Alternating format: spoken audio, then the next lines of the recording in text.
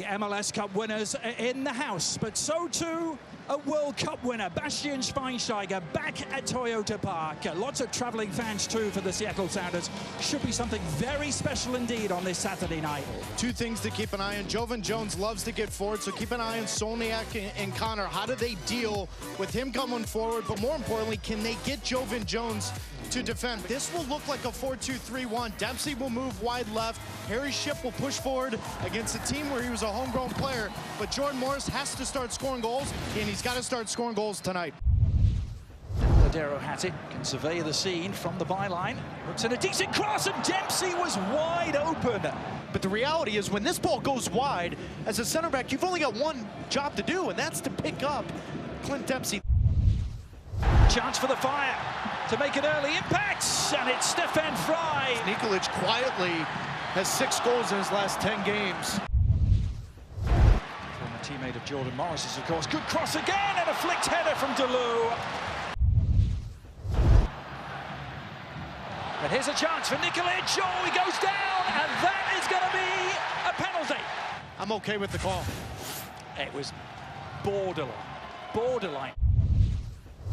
Early penalty conceded last week by Seattle 2 against Chicago. Can David Akam convert from the spots? No, he can't. And perhaps... Well, he called encroachment. I think he called encroachment. Right now, I think he's calling Stefan Fry came off his line too soon. That's what he's calling. Wow. I think a sloppy penalty call, an iffy call, but then that? Nikolic, meanwhile. Well, there's no denying Nemanja Nikolic.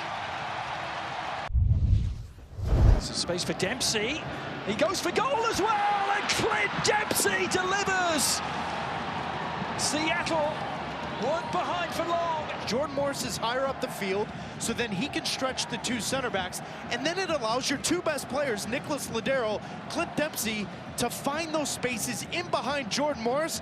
How good is that? Deleu, the cutback for Akam. Oh, that's a beauty. David Akam, 19 goals, 7 assists over the last 2 years. He's been their most exciting player. He's been their most dangerous player tonight. Meanwhile, the cross towards Nikolic. He got a touch, and it's Solniak who finishes it off. That's too easy, especially when Nikolic doesn't get a clean touch on it. The deflection wide open to Solniak. 3 goals for the Chicago Fire. Fire with the wind in their sails, and Kapilov going a long way. Akam could finish this. Oh, he tried to square it and did, and there it is. It's easy for David Akam to pull off the back shoulder of Tony Alfaro, slip it to Nikolic. It's been a disastrous second half for the Seattle Sounders on the road, while Nikolic scores his 7th goal in his last 6 games.